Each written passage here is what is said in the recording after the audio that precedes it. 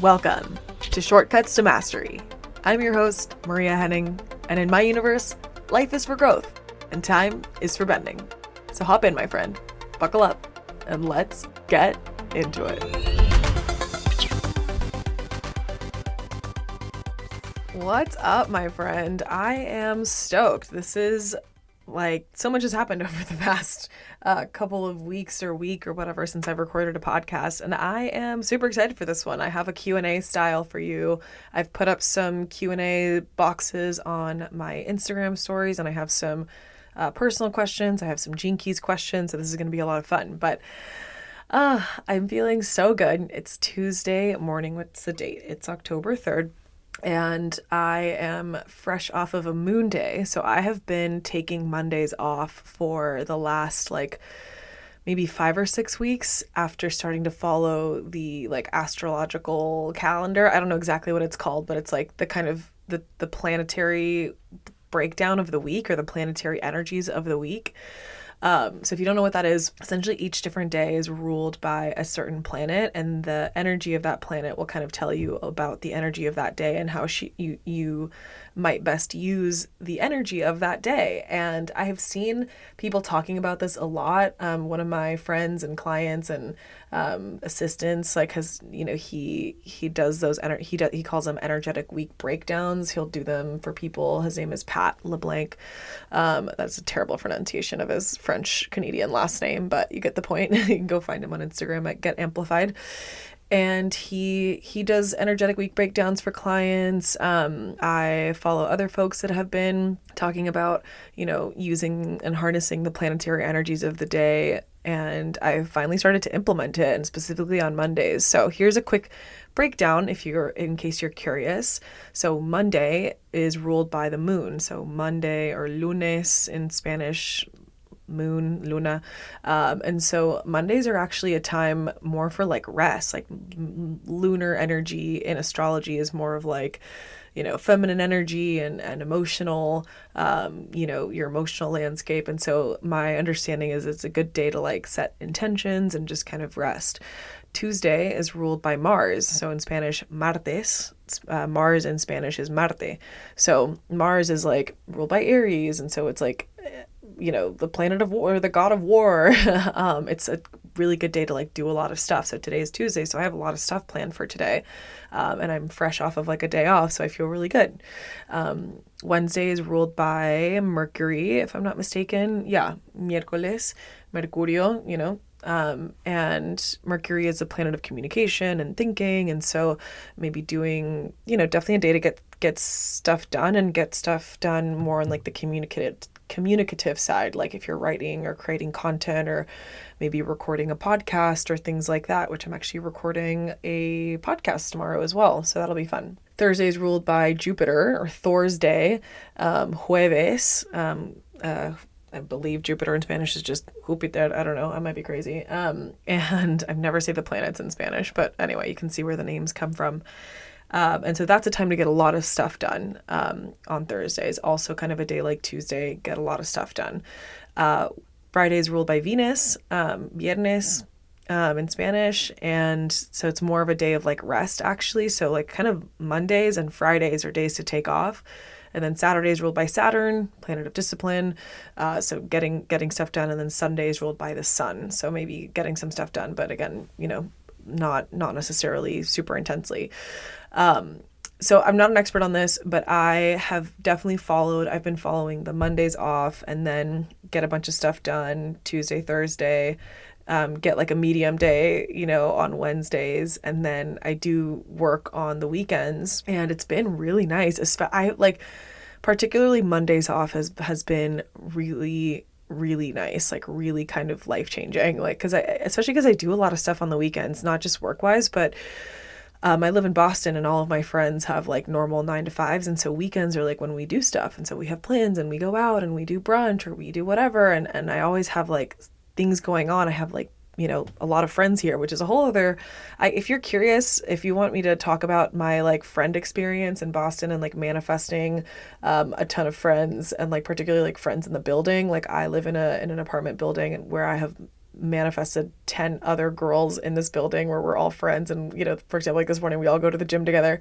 And that's, if you want to hear that whole story, I'm happy to share more about that. But anyway, so we're doing stuff. And so it's nice to just like have a really action-packed weekend that is like a good balance between work and socializing, and then being able to take Mondays off. And like just taking the whole day off and resting. And yesterday I did not, yesterday was such a good day.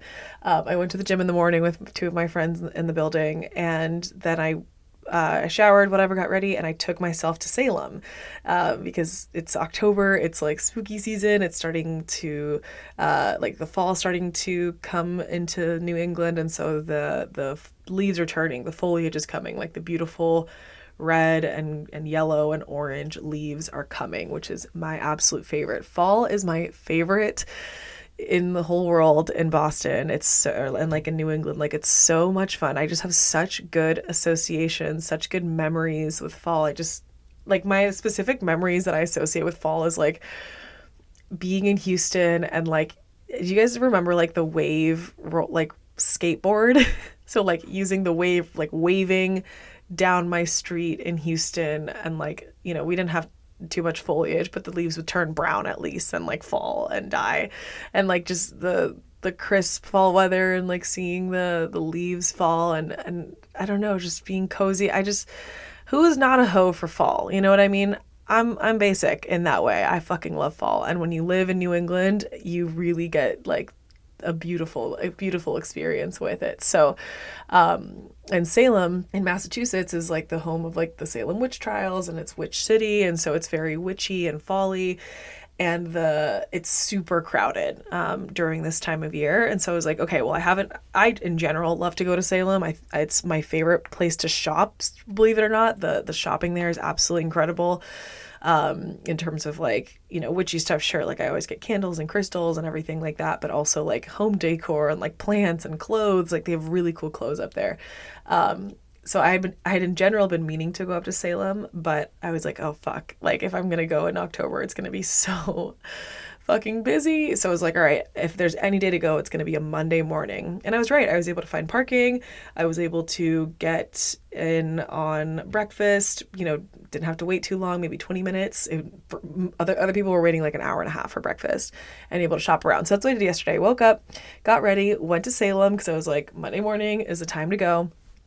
And I went to a diner, and I shared this yesterday on my stories, and some people responded, which is so funny. But I actually talked about this a little bit on the podcast. A huge like branding inspiration for me, and something I'm obsessed with, is the whole aesthetic of retrofuturism, which is like what people in the 50s, you know, thought that the future was going to look like. And so I posted at this diner, like part of being obsessed with the retrofuturism aesthetic is like having an unhealthy hyperfixation on diners and like an obsession with diners, because I don't know what it was. I mean, just, you know, just think of 50s diner culture. That was like a huge thing. Yes. And because retrofuturism, or I guess at the time it was just whatever they thought the future was going to look like, was also like the aesthetic of retrofuturism that I like is a particular one from the 50s. So it always includes a lot of diner stuff in it, like space diners, and like there's a lot of diners that I go to now that have like, you know, their clock is shaped like a rocket. Like there's just so much like space and cosmic influence mixed into retrofuturism, into diner culture. And so anyway, I got to go to a diner for my retrofuturism / diner obsession. I just love diner food anyway. And then I spent the morning shopping around. I went to one of my favorite witch stores called House Witch in Salem, and their whole thing is like witchcraft for home and healing. And I just have such good memories from that place, because last year when I first moved to Boston, which is a whole other story. It's so funny, like recording this podcast, there's so much like context and so many things that I've been meaning to say for the last like 2 years that I've been really, really marinating on this podcast, that I now will have to like tell you in the intros of these podcasts, I guess, or maybe just sit down and do a whole recap of my last year. I don't know how I would do that. There's so much information. But, you know, I moved to Boston last year. That's a whole other story. Let me know if you want to hear about that as well. Just send me a DM at Instagram at @byMariaHenning if you want me to talk about this story. But I moved to Boston, and one of my intentions in moving to Boston was having this space be a space for nervous system healing for me and like really feeling grounded. And in my second weekend in town, one of my close friends that lived in Boston at the time, a friend from college, because I went to university here, she was still here. We went to Salem together, and I was like, I really want to just get stuff for my home and for it to be grounding and like a safe place, and I really want it to be like my sanctuary. And we just went to Salem. I think we just went for breakfast or something, and we ended up like after we left breakfast, same diner, by the way, that I just went to, we were walking around and we just look up and we see this store called House Witch, and it says witchcraft for home and healing. And I was like, is this a joke? Like, I literally was saying that I want to like buy some stuff to make my home like my sacred space, and I'm literally stumbling upon a whole entire like witchy store that is designed for home witchcraft and like home healing. So it was just very it was very synchronistic. And so that day was very similar to my day yesterday, where we started at House Witch, and then my friend and I, it was like we were possessed by the soul or like the spirit of like a shopaholic. Like, we spent so much money that day just buying so much stuff, and all of those things I still use. I bought 3 pillows for my home. I bought a jacket, hand-painted jean jacket that I still use, a print that I've had up since then. Anyway, it was just a great time. So that's what I did yesterday too. I started at House Witch, bought a couple of things, including a Moldavite gem essence. It's like there's not actually any Moldavite in it, but it's like the energetic frequency of Moldavite in like a tincture. And I was kind of called to it because I've been thinking about Moldavite for a little bit. If you don't know about the gene keys, and the dream arc specifically, the dream arc is a new school of thought, or a new kind of branch, I guess, under the gene keys school of thought, which is it's kind of like the spirit animal and like crystal alphabet index of the gene keys, meaning each gene key shadow has an animal associated with it. Each gene key gift has an animal associated with it. Same with the city. And then each gene key itself has a crystal associated with it. And no surprise, the crystal associated with gene key 51, which is the gate of shock, and the gene key of initiation is the crystal of Moldavite. So if you know anything about Moldavite, if you were following that TikTok trend a few years ago, it's like just a very powerful stone for transformation. It's a meteorite that like crashed in the Czech Republic like 14 million years ago, and all of it has been mined out. And you know, it's just a kind of a rare rock that is associated with initiation and transformation and heart healing. So I had been thinking of Moldavite for a while. Once I discovered that it was the stone associated with gene key 51, there was some Moldavite essence there. I ended up going and finding there's a crystal shop in Salem called the Village Silversmith, and they have some real Moldavite pieces. So I bought actually not only the gem essence, but later I bought like a real Moldavite piece, which is exciting. I also bought some selenite and tourmaline at the exact same time, because I was like, I don't want to just be like, because I was going to go and do stuff for the rest of the day. I was like, I don't just want to be driving around in my car with like a random piece of Moldavite. I like need to have some like protection around me. So I got a selenite and a tourmaline. I went and bought some other things, like got some hot chocolate, got some tea, got some candles, like all things that I had wanted. I wanted to, the reason I, not only was I having like a moon day yesterday, but I also just completed, and I'm at the halfway point of my month-long open cart launch for my Gene Keys reader training, the Master Key, which side thing that I want to share, big like pro of doing a super long launch that I discovered before, because I've never done a month-long launch before, is you can like take time off like in the middle of the launch, because you don't need to be on every day because it's so long. And it's actually so much nicer for me, the person promoting stuff and creating new content every day, and really thinking of like how to best talk and develop the body of work around my program. But it's also really nice for like people that follow me and like people that are interested. You don't have to be bombarded by, my posts every day. Not that I think anyone is bombarded by my posts. I think everyone that follows me is excited to see me sell and talk about my stuff. And if they're not, they can head on out, which is totally fine. But it's nice to like be able to take time off. But yeah, so not only was I having a moon day, but I was also having a celebratory day. So that's why I was like, want to go to Salem, I want to do some shopping. And then my friend Carrie met up with me. She took the train up from Boston and I picked her up in Salem and we went apple picking.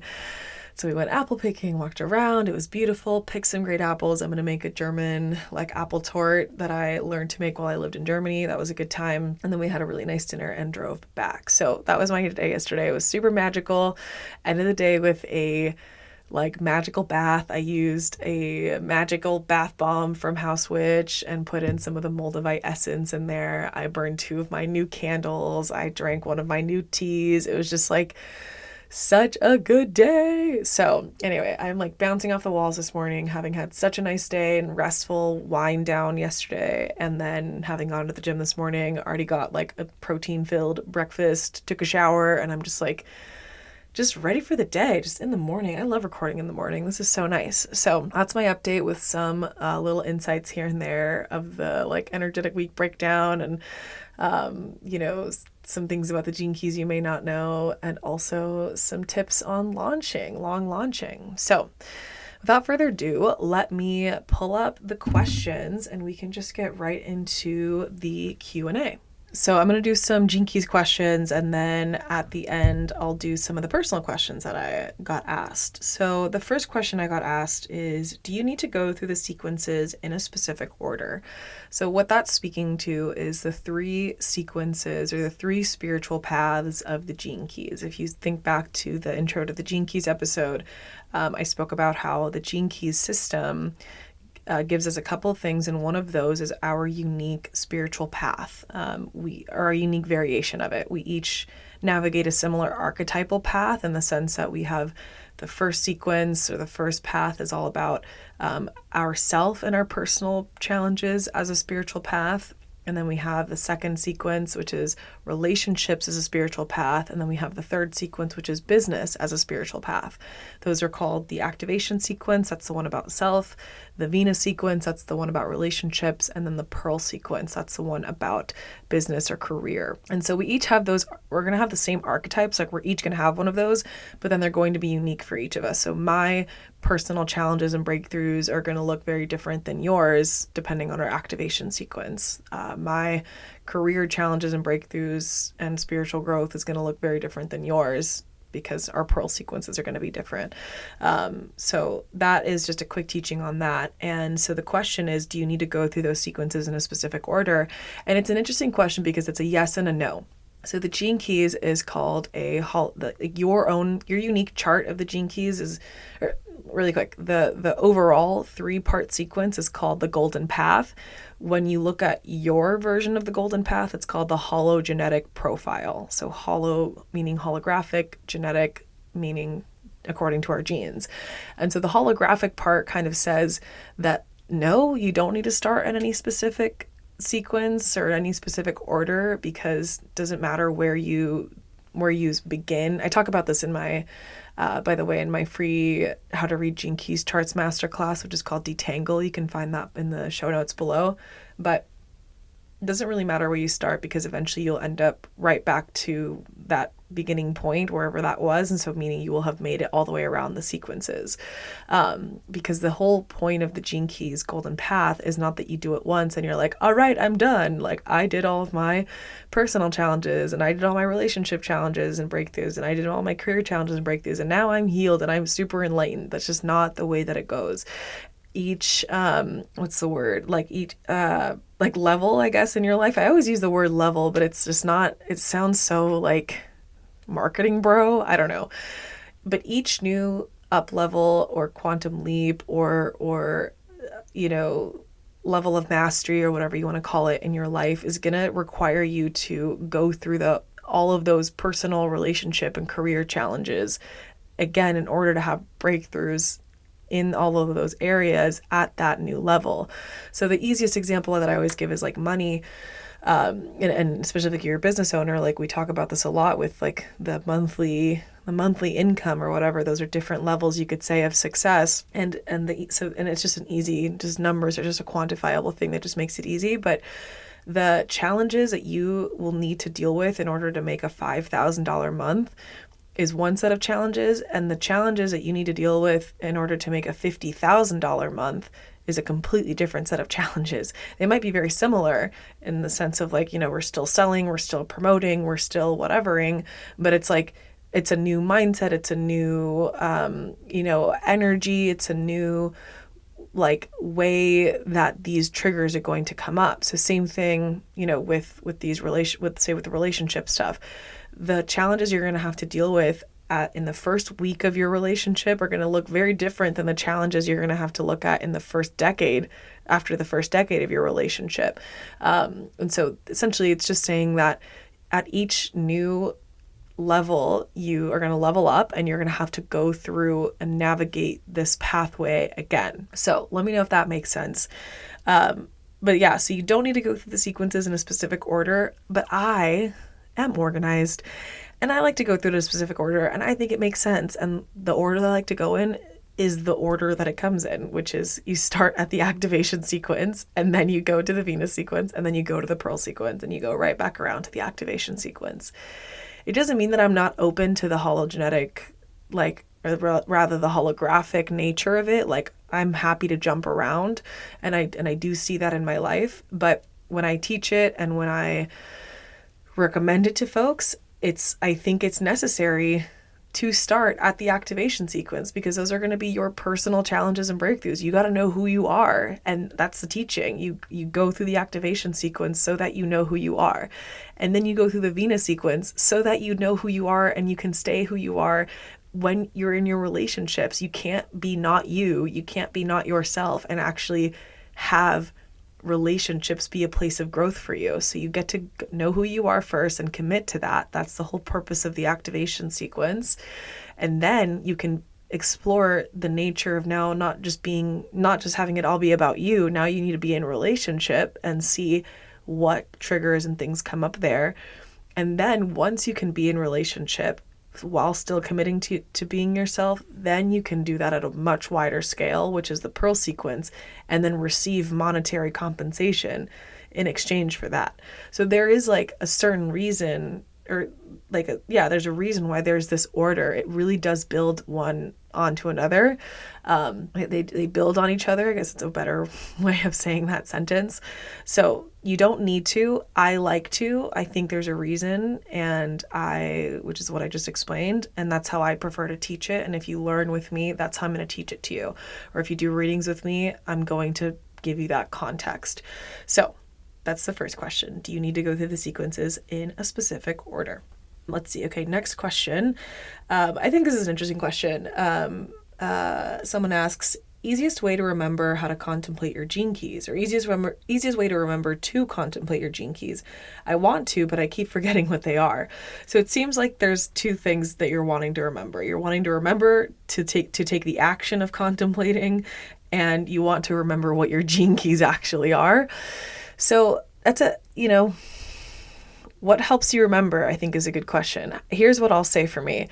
I am just a person who is obsessed with this stuff. So I think about it all the time. If you meet other human design and gene keys and astrology obsessed people, it is like putting a pair of sunglasses that you cannot take off. Like, once you get into this world and you study it, and this is like a thing that feels authentic to you to like relate to the world in this way, it really is a lens that you cannot remove. I cannot view the world anymore without the lens of human design and gene keys and even astrology. And by that I mean, when my friend Ashley is telling me that, she's getting annoyed at this car in our parking garage that always parks in two spots at the same time, and she says things like unfair, I'm like, well, yeah, you're a Libra. That makes sense. Your pet peeve would be about justice and perceived injustices, I am that annoying person that is like, oh, it's because you're Manny Jen. Oh, it's because you're Gene Key Life's Work line 2 or whatever. That's just a thing that I do now. So in terms of easiest way to remember to contemplate your keys, it's just because I view the world in this way that I'm always going to be finding ways that this comes up for me. But that has to do with the fact that I remember my gene keys, or I remember the theory of gene keys, or I remember the theory of human design and astrology. If I didn't know that Libras care about justice, because that's what they represent at the most basic level, like the scales, right? That's the most kind of archetypal thing about Libras, like the scales, justice, fairness. If I don't remember that theory, if I don't remember that fact, I'm not going to make that connection when my friend Ashley's getting annoyed about this car, which, by the way, it is annoying. It's like, dude, like none of the rest of us have like 2 spots to park in. But hey, maybe they're paying for it. Who cares? But yeah, if I'm not remembering that theory, then I'm not going to remember to make that connection. Or rather, it's not even that I have to remember to make the connection. Again, I just view the world that way. But I have to know my stuff. So I think it's important to study. I think, and this doesn't mean like boring, like I just, the pre-work just dropped for the Master Key reader training. And one of the questions in the intention setting was, how are you going to make the study of this as fun or cozy or joyful or enjoyable or whatever as you want it to be? Think about like the best way you can set yourself up for success. And so when I say you got to study, I don't mean like, hey, it's going to be really boring and shitty. If you like this kind of stuff like I do, like it should actually feel kind of joyful and exciting. But I love to go out. Like yesterday when I was waiting for my breakfast, I was reading the Gene Keys book and I was contemplating Gene Key 54 and 55. So I was looking through those. The way that I studied is I took a ton of courses, and I have 2 very in-depth human design and gene keys courses. And I guess 3 now actually. So I have, okay, never mind. I just have a ton of, I was like, what am I saying? I have so many more courses than that. I bought so many more courses than this. But anyway, I have tons of videos is what I'm trying to say. Videos of the 4 or 5 or 6 different teachers that I have invested in, including the source. Lots of videos to play all the time. I have lots of audios to play all the time that I've bought from the source. I have my compendium, my Human Design and Gene Keys app that I frequently reference. And I'm just always looking through my chart, I honestly have kind of memorized my chart, so I know what's up and I know where to look in my mind for certain things.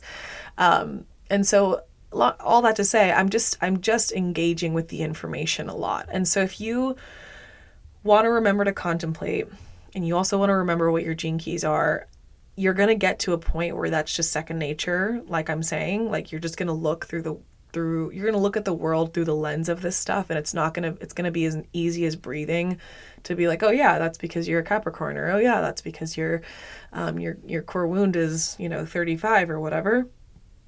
But you have to know all that theory first. You have to know all those are the ones that you care about, right? You don't have to study astrology if you don't care about astrology. But if you care about gene keys, this is a gene keys question, you got to study your gene keys. So look at your chart, spend time with your chart, go through and try to understand, first of all, go through my free masterclass on how to read gene keys charts. And I walk you through my process of how to do that.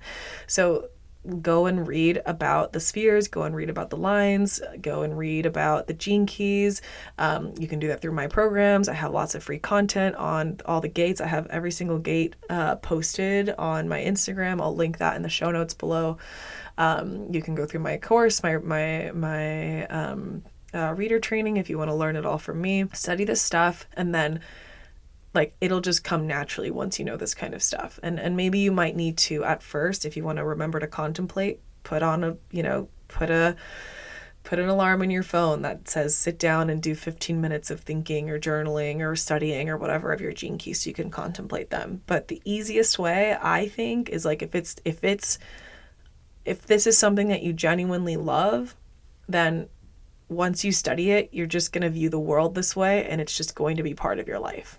So that might be a very line 2 thing to say. It's just natural. It's easy.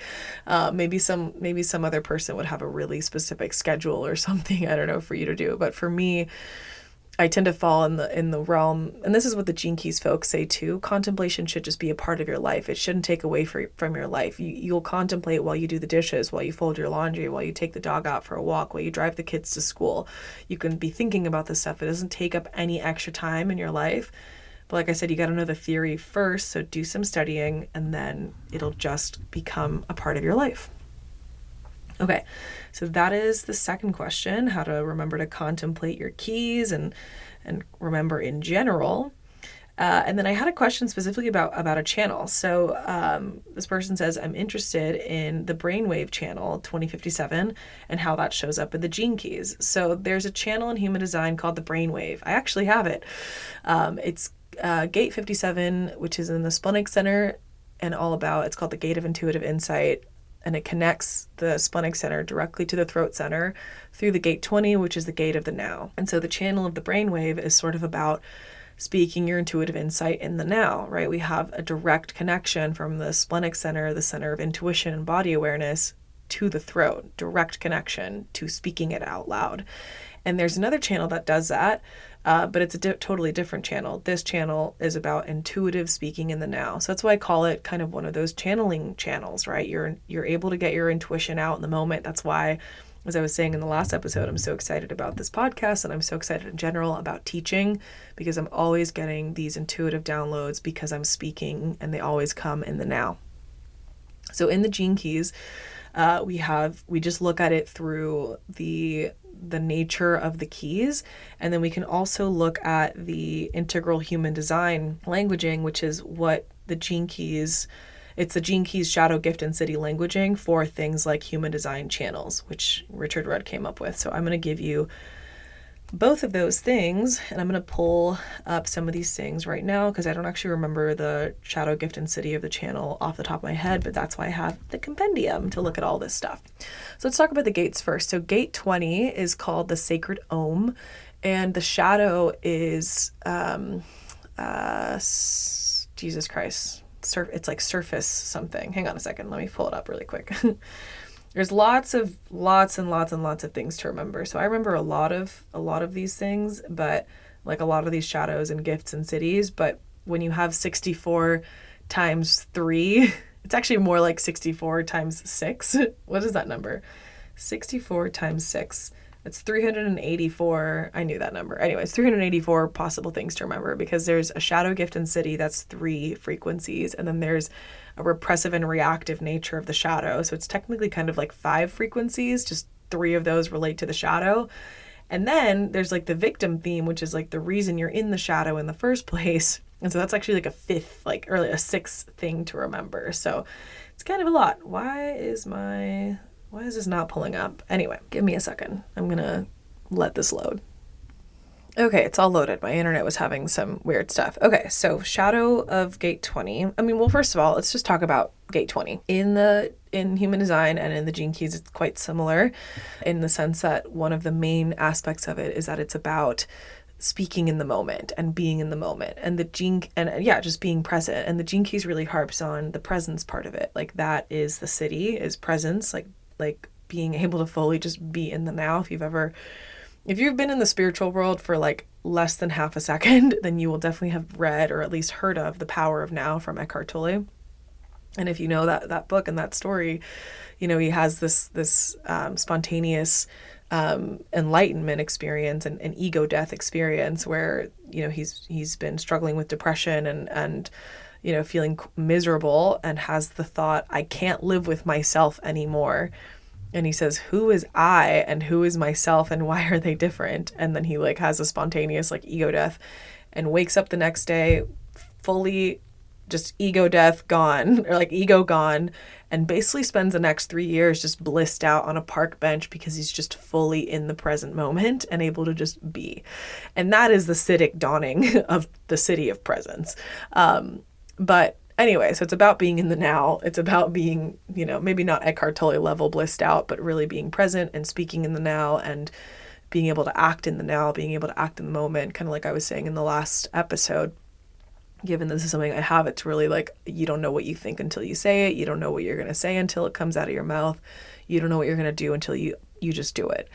And in the gene keys, the like I said, it really harps on that ability to just be in the moment. And so the shadow moves from superficiality, or rather, this is how if you're curious about how the gene keys formula for the 64 gene keys are, here's what it is. You say the 64th gene key, or sorry, in this case, let's do this, the 20th. What am I saying? The 20th gene key moves from the shadow of superficiality to the city of presence, and it's through the path of self-assurance. So you say the whatever gene key moves from the shadow of XYZ to the city of XYZ, and the path is the gift of XYZ. So we go from superficiality to presence through the gift of self-assurance. And so this is really about an energy of being in the moment. Superficiality, being the shadow, means it's not just about like caring how you look and like whatever. Sure, that could be that level of superficiality, but it's a much deeper superficiality than that, in the sense that this is a person that is unable to be deep in the moment, that is unable to be present.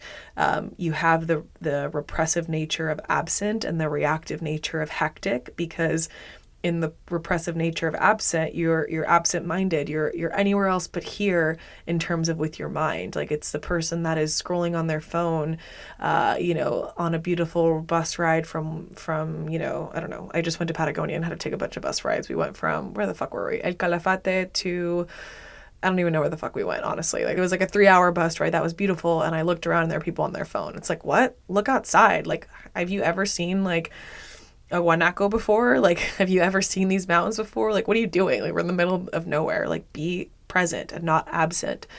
And then the reactive nature of hectic is like being busy, just acting, taking tons of action, but not in a grounded way, not in a way where you're present with what you're doing. You're just so busy and hectic, and you can't be present and stop and just be in the now.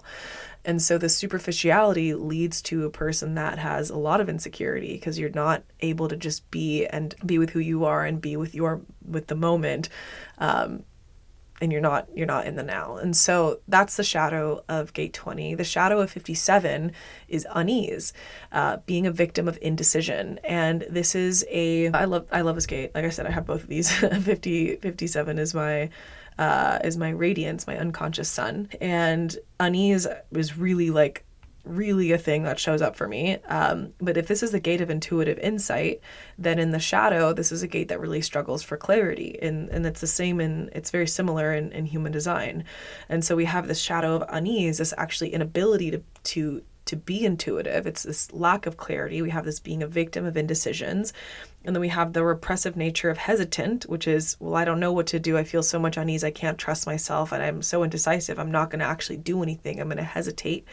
And then we have the reactive nature of impetuous, which is like, oh, well, fuck it, I'm just going to do this. So recklessness, just taking an action. I don't care. I don't know. I can't decide. Let's just, this one, And so in the gene keys, you could say, the particular shadow of the gene keys channel 2057 is the shadow of obscurity. So it's like not like the channel is called awareness in the gene keys. And so in the shadow, you don't have awareness. You're too superficial in the moment. You're skimming the surface. You're surfing at the top of the moment rather than actually being in the full depth of the experience. And so you don't have awareness of what the experience really is, of what the moment really is.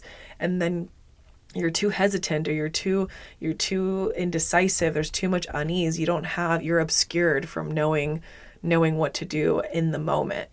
And so that's the way that shadow would show up in the gene keys. And like I said, as a person that has this channel, I've definitely had this experience. And for me, my unease shows up very strongly with the pairing partner of agitation in 51, because I have those two in my unconscious. 57 is my unconscious sun, 51 is my unconscious earth. And so they really do trigger each other. And then I also have the 34, because I have the 2034 channel 2 times. Both of my north nodes are 34 and both of my south nodes are 20. So I have both of these energies a lot. And so there's been the way that it would most easily show up, I think. And you have to remember that I also have the 34 here. So I don't just have the 27 or the 2057 on its own. I do have sacral power behind it, and also root pressure powering my splenic center. So for me, it really is about taking action a lot of the time, and not just about speaking in the now from an intuitive place, but it really does feel like I have so much unease. I don't know exactly what my intuition is saying. I'm trying to tune in. I don't know what it is. I'm having anxiety, and that's going to lead me to, not act. Or if I eventually get pushed to act, it's going to be just a reckless act, and not one that is really grounded in self-trust, and not one that is really grounded in my knowing of myself. And yeah, I mean, Gosh, I'm trying. It's funny. I'm trying to think of like I'm trying to give you like a very specific example, but what is mostly coming up is an example of my ex. He had this in his he had the 57 51 in his unconscious as well, but he was a Cancer, so the 57 was his unconscious Earth, and the 51 was his unconscious Sun. And one of the reasons that we broke up is every day he woke up and he questioned if this relationship was correct for him. So it was like every day he was in this energy of unease and indecision and not sure of what to do. And okay, that was actually good because that helped me to come to now to like an example for me, because I don't want to speak for other people or use the gene keys as like a weapon to be like he was in his shadow or whatever, but it is a good example. It was my first example of seeing this, is seeing it in someone else, and that can be useful. But yeah, like for me, here's a good example of the 57 like really showing up for me is in my decision to leave Boston. So I'll be moving out of Boston just on December 9th. I'm going to be leaving Boston and doing like a nomadic year next year. I feel so sheepish saying it now, because I'm still just like, because as a 20 person, I just wait until the moment. I need to wait, and I need to know. I can't do anything until it's in the actual moment. So it's hard for me to plan even like 2 months ahead. That's 2 months from now. Like that's too far. There's too many things. But that is the decision I've made. And it took me so long to get to that place. And there was so much indecision and so much back and forthness. And like, over the summer, and having this like dilemma of indecision and really struggling with it, I spent a lot of time not taking any action and just kind of procrastinating and being on my couch, and procrastination is a stress response mechanism. And so I spent a lot of time just wasting away on my couch and like being stressed out about this decision and what do I do, and should I do it, and should I go to Bali now, or should I go to Sydney first, or which one should I do, and And now, as I've waited and responded and just kept kind of coming back to this and meditating on it and seeking support and talking it out, using that intuition in the now through the throat, now the plans have started to solidify and come into place, which feels really good, because that's the thing about the 57. It's the fear of the future. And so if we now start to shift to the gift, the way that we can move, the way that we can get rid of the fear of the future is by being present in the now. If you're present in the now, there's no issue, right? There's nothing happening in the now. If we look at what's happening right now, I'm sitting in a room that's full of clothes. We wouldn't even call it a closet because you don't know what that is in the now, but it's like I'm sitting in a room that's full of clothing and I'm speaking into a mic, and I have my computer and my mic and my phone in front of me. My phone has the compendium up, and my computer has my recording software up, and there's a bottle of water next to me, and I went to the gym this morning and I actually feel really good in my body, and it's a beautiful day outside. It's 10:30 a.m. and it's like there's nothing like everything's great. There's no fear of the future if I can actually be present. So let's talk about the gift version of it. We have the gift of the channel's awareness. That's and I'm not an expert in the integral human design, by the way, so I can't really speak too much to like what awareness means according to Richard's writings, because I haven't done the integral human design work. But it's called awareness if you're curious. And again, as we've been talking, it's intuitively speaking in the now. How many times can she say that? Channeling your intuition through the throat, through the spoken voice. But what I do know really well is the energies of these gene keys, and we have 57, and in the gift it's intuition, and then the gift of 20 is self-assurance. And so we move from like this in the 20, like this insecure individual it feels unsafe to be in the now and to be present, to a self-assured individual. And that self-assured individual is backed by intuition in 57, backed by charisma and power in 34, and it's backed by, in gate 10, naturalness, which is all about self-love. That's the integration channels. But yeah, we're not talking about the integration channels. We're talking about just 2057. And so we have this self-assurance that's backed by intuition. And intuition, 57 is one of those hexagrams where it's the same trigram and on top and below. And so it's the pure element of that energy. And so 57 is wind over wind in the hexagrams. And so it's called, I think in the I Ching, it's called the gentle wind or something like that, or maybe that's what it's called in the gene key. The gene key is called, what's the name of the gene key? Let me find it. The art of softness. Okay, yeah. So it's called the art of, I was like, I know the name of this. I believe in the I Ching, it's called the gentle wind, and then in 57, or in the gene keys 57, it's called the art of softness, because we're talking about a soft kind of intuition. The really intense kind of intuition is the 51, the shock in the now, thunder over thunder, which is the pairing partner. But 57 is actually super soft, in the sense that the way it's described that I love is like a wind, like wind can make it through any crack and every crevice of your house, you know, if there's going to be an opening. And so you just have to softly open and your intuition will softly come through, as gentle as like a breeze. It's not going to be this like super intense thing. And then we have 20, which is like, well, if I'm self-assured and if I'm present in the moment, and if I'm backed by my intuition, I can take action. I can trust myself. So maybe another channel of self-trust that I hadn't connected really until now. And so the way, and this is truly, I will say this, I do experience it in this way where my insights, my intuitive insights in the now as I speak, do feel like they're kind of coming in as a whisper from the back of my mind, or even further back than my physical body. And they're kind of just coming in, and it doesn't feel like a, you know, clap, like a thunderclap. Sorry, that might have like destroyed your earbuds, your eardrums. But it doesn't come like a thunderclap necessarily when I'm just using the 2057, the brainwave, and just speaking in the now.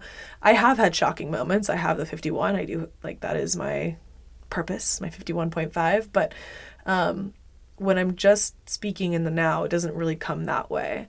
And so, you know, going back to this question, this has been such a long answer. Where's my question? You know, I'm interested about the Brainwave Channel and how that shows up in the gene keys.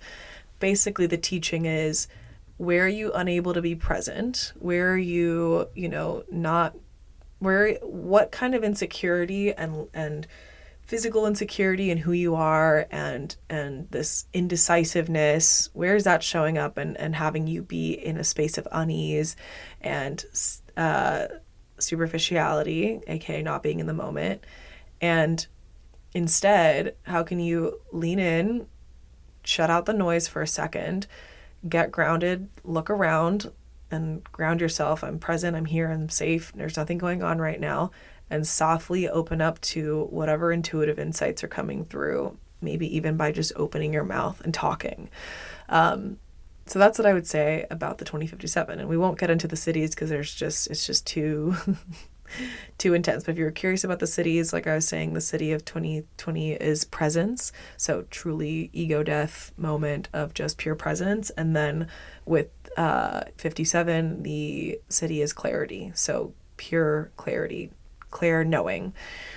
And yeah, okay. Lots more things we could say, but check out the master key if you want to hear my full breakdowns of each of these, including channels and centers and the I Ching and the shadow gift and city and the victim theme and everything like that, just in a much more intense way. Get into that program for sure. And I actually, by the way, I will also be having the Gene Keys library itself just for sale on its own once that's created, or in the middle of creating it. If you just want to learn, if you just want to have my teachings of the 64 gates and the Gene Keys and the I Ching and the astrology of it, that will be available as a separate product. If you don't care about the Gene Keys spheres and the pathways and the lines and the 3 different frequency or sequences, and you don't want to read for people, then just hold, but you do want to know how I think and teach the Gene Keys, the 64 archetypes and the gates, then hold out for the Gates and Gene Keys library. Okay, so those were all my questions that I got specifically about Gene Keys, but I then got some personal Gene Keys questions, and then some just personal questions in general. So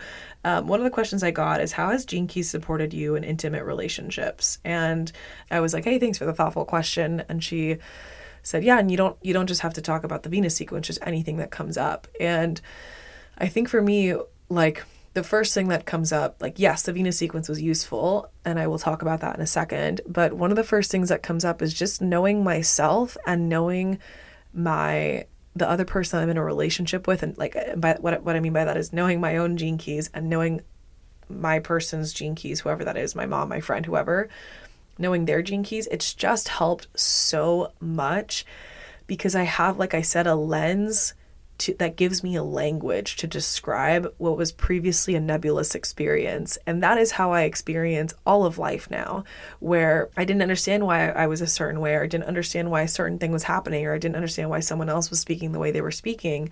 I had no language to describe a why, or just to describe it in general. It all feels nebulous, it all feels amorphous. But when you have something like human design or astrology, or in this case, the gene keys, you have now a handle to put on that experience. And so to give an example, it's like, I didn't have a way to describe that I was like super multi-passionate and like could never stick to anything. And I needed to have my own creative freedom. And then when I was like, oh, I'm not only a manifesting generator in human design, I'm a 2-5, so I'm actually more designed to kind of like hermit away and then like on my own and then like teach what I've learned. And I'm also a quad right, so I'm not really going to have a like a structure or a schedule, that's going to ever work for me, like a routine necessarily. I actually had a quad right MG ask me, how do I run a business as a quad right MG? So maybe I'll answer that here, or maybe I'll do a whole other episode on it. And also all of my circuitry is either individual circuitry or tribal ego circuitry. So I don't have any collective circuitry. I have just two gates, 30 and 53. I don't have any collective logic circuitry. I have zero logic circuitry in my body. So definitely can't count on me for any sort of logic. I'm not a person that thinks with logic and reasoning or anything like that. I am an intuitive individual person. And yeah, I have a lot of tribal circuitry. Like, I'm interested in my inner circle, but I'm interested in what I can provide to the inner circle, because it's ego circuitry. And then all my other circuitry is like individual. Like, I have almost all the integration channels, which is all about self-empowerment. The keynote of the integration channels in human design is self-empowerment. So I'm just a very individual person. I'm designed to work in an individual way. I'm designed to work at, that's all the channel stuff I just mentioned. I'm designed to work in a fluid and unstructured way. That's the quad right stuff. I'm designed to be very multi-passionate, interested in many things, and forge a new path out of all those seemingly unrelated things. That's the MG. It's like, now I have a handle and a way to describe this. And so that's how the gene keys has just been useful in my life, but that's also how it supported me in intimate relationships. Like, it's more, I really love when I was doing the Venus sequence retreat with the gene keys folks. I loved what they said about using the gene keys in relationship. They were very clear about not weaponizing the system. Like, don't use this system to then tell other people, you're in your shadow and blah, blah, blah, blah, blah. It's not meant to be used as a weapon. And I now teach that when I teach the gene keys. Don't use this as a weapon.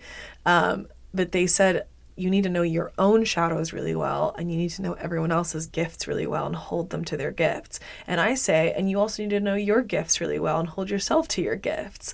And so that's how it's helped me, not only to be able to see and have compassion for myself when I'm acting in a shadowy way. Like, for me, my in the gene keys, the sphere of purpose is the first challenge to look at in relationships.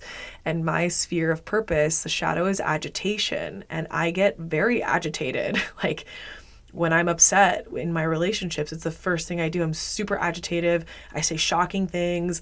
Agitation is akin to like anxiety and discomfort, and feeling like a lightning in a bottle. It just wants to burst. It wants to explode. I can be very explosive. And so just knowing that about myself has been really useful, and seeing how I work with others in my family's charts or my friends' charts, it's been just really helpful. So that's like a vague answer, but I'll just leave it at that for today because this is already a really long episode. I'm just going to answer a couple more questions and then end it for today. And it's so funny because it's like, that's not that many questions, but I've I've talked a lot about them, so we're going to keep going. So I had a friend of mine ask, how has your gene keys journey impacted your style and fashion in any way? And do you notice a connection between your fave styles and aesthetics and your placements? And I actually have not. I don't notice, in terms of the gene keys, I don't notice any like fashion, like insider influence. I mean, the only thing I'll say is like, I just love the idea of like thunder as an aesthetic, you know, having gate 51 and like thunder over thunder and Jinky 51. Like that just seems exciting. But like I haven't thought of yet of like any cool like thunder outfits or like, you know, I feel like people do it like kind of cheesily. I'm definitely not going to get like a thunder tattoo, but I have a tattoo of Saturn on my arm that I got on the day on my Saturn return as my Saturn was going exact, which is kind of sick. So I do want tattoos of like the gene keys, but I haven't come up with any that are not like cheesy as fuck. So if anyone has any like suggestions, please let me know.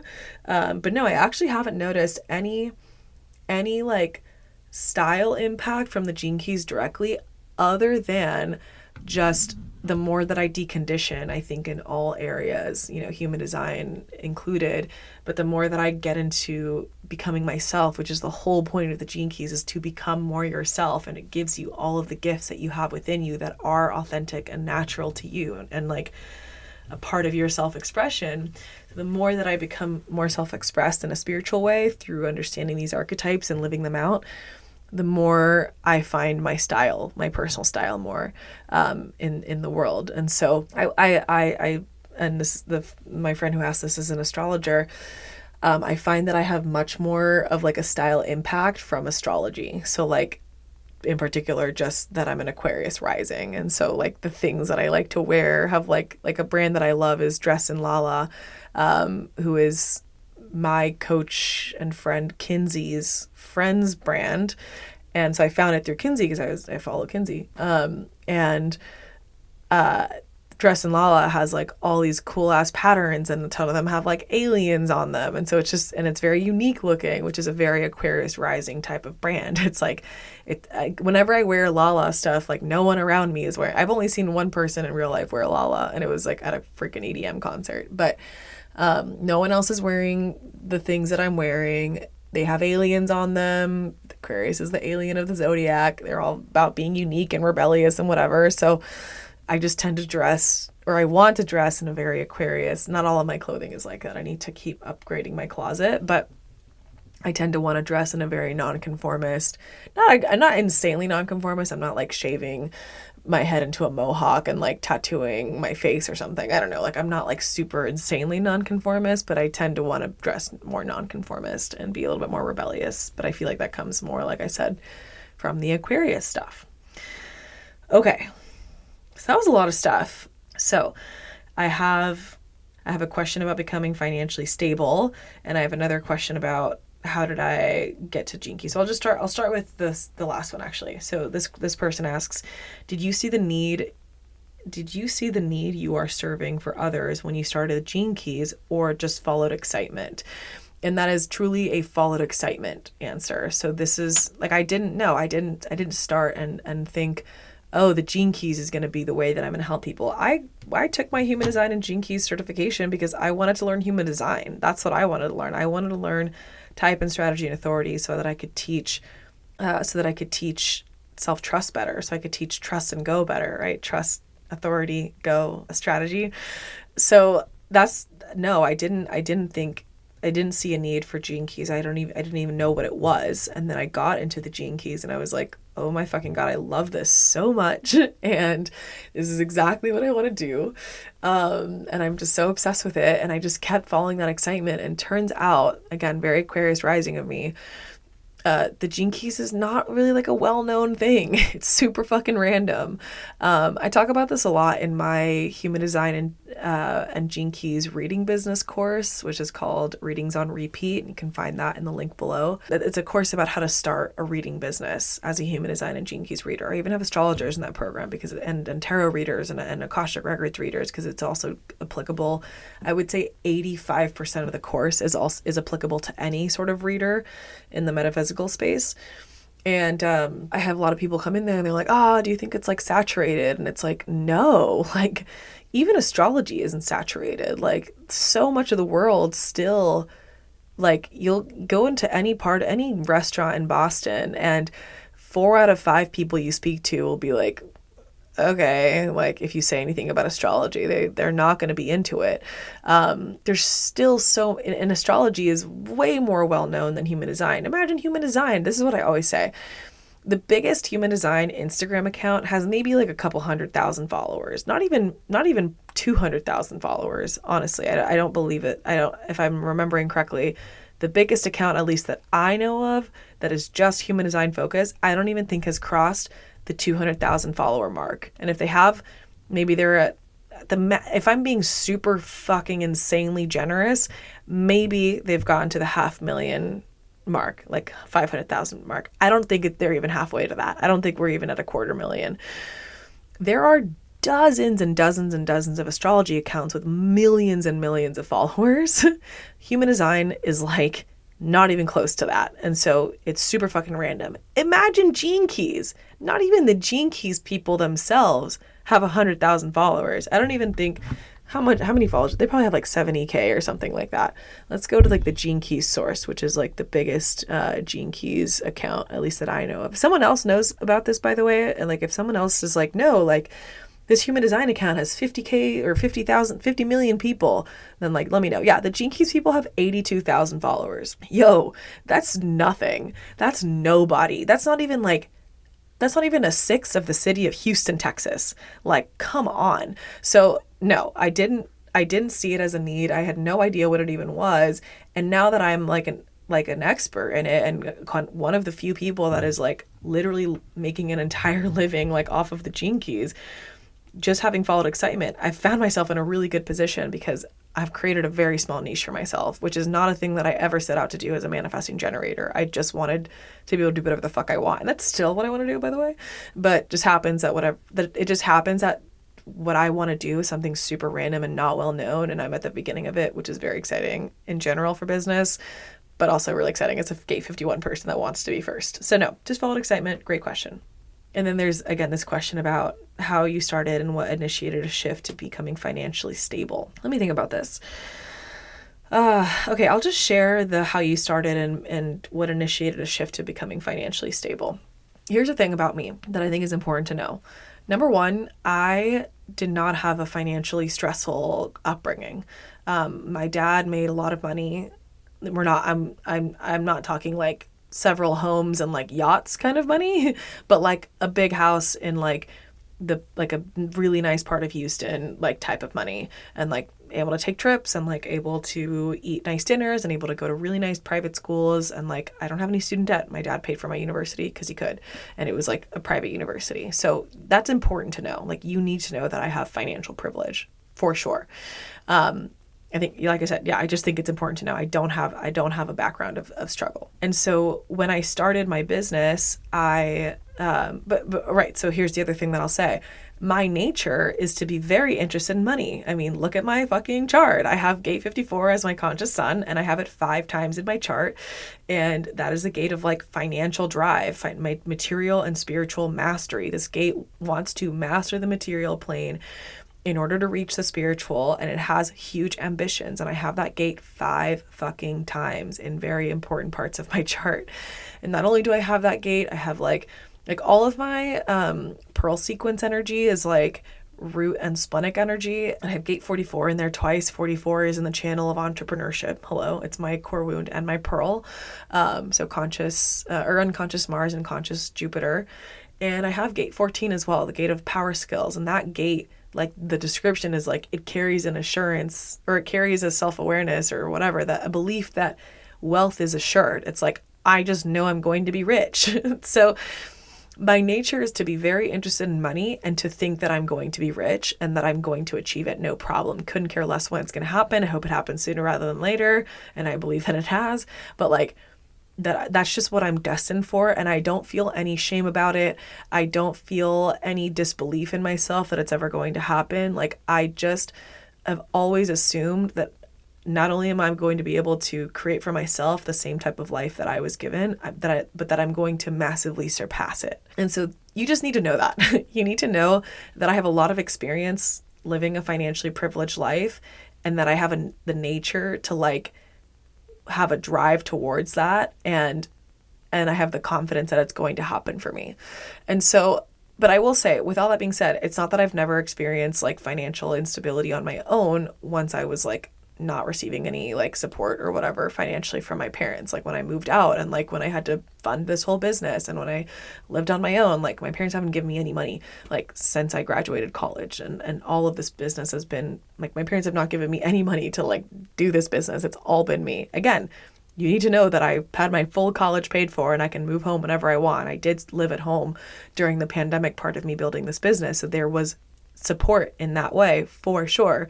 But it's not that I was given cold hard cash to like buy my programs or like buy laptops or buy my mic or whatever. Like all of that was funded by me. And you just need to know that. I think it's important.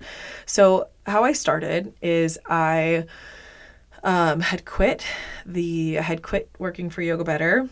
And I was living in my apartment in Houston. And for 5 months, I lived in that apartment without really having a job. So I was just living off all of my savings. And I had a couple of graphic design projects here and there, but I was just burning through my savings basically. And I was investing in courses. I was investing in, the Little Boss Babe Mastermind and their membership. And I was investing in my website and things like that. So I was burning through all of my savings. Once like lockdown really cracked down and my partner moved back to Germany, I moved in with my parents in Houston for 7 months during 2020. So from May to November of 2020. And that was when I built the majority of my business.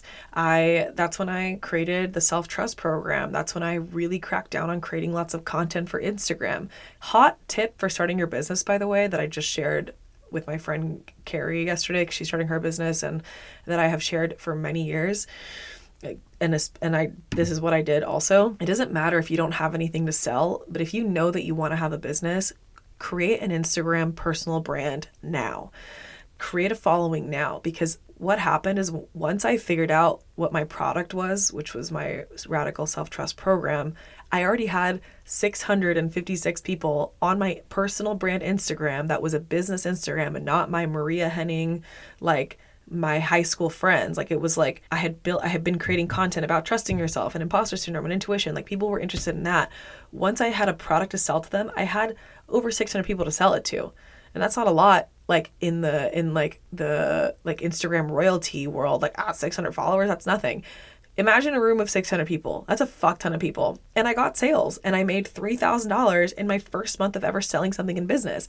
It wasn't my first month of business. My first month of business was way before then, but my first month of actually having a product to sell, I made $3,000, which was what I was making before at my last 9-to-5 job. So I replaced my income in 1 month. So anyway, but by that point I had like burned through all of my savings, and not yet. I hadn't burned through all my savings yet. That would happen in 2021. But I started selling, and so that was September of 2020. So 3 years ago is when I first had something to sell. And I moved to Germany in December and moved back to the US in April. So from like, when was this? Yeah, from I guess September to April, I was kind of selling things sporadically here and there, but I was making a good amount of money. I even had like an $8,000 month while I was living in Germany, which was super exciting. But I was heavily investing in coaching, like very expensive type of coaching, like $26,000 type of coaching is what I'm talking about. And so I was using all of my savings. Everything I was making in my business, I was putting back into coaching or putting back into my certification or whatever. And then after my relationship ended and I moved back to the US, I drove myself to Tucson. I spent 6 weeks there. I drove to LA and I spent 4 weeks there. I drove up the PCH with a friend and went to Washington. And during that whole summer of 2021, I ran out of money. But what was different, and this is the real important thing to answer this person here, what initiated a shift to becoming financially stable. The first month that I didn't have like cash was also the first month that I the next month was the first month I made $10,000. And the two shifts that I think are important is, number one, I started selling higher price stuff. So that was the compendium. Me selling the compendium was my first $10,000 month. And the other thing I did is that I started selling every single day. And those are the two things or just selling really consistently. Those are the two things that have made me the most money in my business, is having higher price things and selling really, really, really consistently and always having something to sell. And since then, that's been 2.5 years. That was like June of 2021. So almost 2.5 years ago. Since then, I haven't, there's been a couple months where I've made less than $10,000, but I've been consistently in the $10,000 to $25,000 cash months range since then, mostly trending up towards the 20s side, and much more in sales. Like last month I had a $50,000 sales month, which is really dope. I think that's that is my highest month ever. But it's because I sell all the time and I always have something to sell, whether that's a really like a higher price program like the Master Key, which is a multi-4-figure investment, or one-to-one, which is like a 5-figure investment, or it's like a 2-figure investment because I'm doing like a flash sale or something like that. My content calendar is my launch calendar. Every piece of content I create is selling something. So selling something every day. And that means you have to be creating, right? Programs, and creating content to promote those programs. So the more creative I've been, the more, and I know that I'm skimming over so much of this because it's like, I just don't have too much time to really get into this. There's so much more I could say about my financial story, and I'd be happy to share it if you're curious. Again, let me know, send me a DM at by Maria Henning if you want to hear about this. But there's a lot that each of these questions could be a full episode, but if I were to keep it really brief, it's like I have a range of price points, including higher price stuff, and I sell really, really consistently. Okay, there's so much more to say to that, but I'll just leave it there for now. Okay, so I gotta go to do some other things today because I got lots of things to get done on Mars Day. But I hope you enjoyed this Q&A and chatting about some things Gene Keys, some things personal. And like I said in the podcast, there's lots of things I brought up about things that you might be interested in hearing more about. So let me know if you want to hear more about any of those things just by sending me a DM on Instagram, like I said, at by Maria Henning. Also on Spotify, there's like a question and ask functionality. So I'll put a question and ask functionality in there if you're listening on Spotify. And speaking of those things, if you, as you hear in the outro, if you're loving this stuff, it's really, really important for podcasts to get great ratings and reviews in order to grow the podcast. So if you're feeling, excited about this podcast and you're loving it, I'd absolutely love it if you could give it a rating and review on Apple and on Spotify, wherever you listen to, or on both if you're feeling super generous. And let me know on Instagram and I'll give you a big hug and really thank you. So thank you if you're doing that already. Thank you so much for helping me grow this podcast. If you want to share it on your stories and tag me, I'd love to repost you. All right, so that is everything for today on this beautiful Tuesday. I'm going to head out. There's 2 weeks left to join the Master Key if you're interested in it. Actually, 10 days. So it closes on Friday the 13th for the first round. We start on October 16th. So excited. And if you're curious about that program, go ahead and watch the Detangle Masterclass for free because I give you a full tease or like a taste, I guess, of how I teach, and you're going to learn a lot of stuff in that masterclass. It's all about how to read Gene Keys charts. And then at the very end of that masterclass, I talk about the Master Key in a lot of detail. So if you like to hear, if you like to be talked through the details of a program, that's where you'll find that on that masterclass. And what else to say about it? Yeah, it's going to be an amazing program. So if you're a aspiring Gene Keys reader or coach, this program's for you.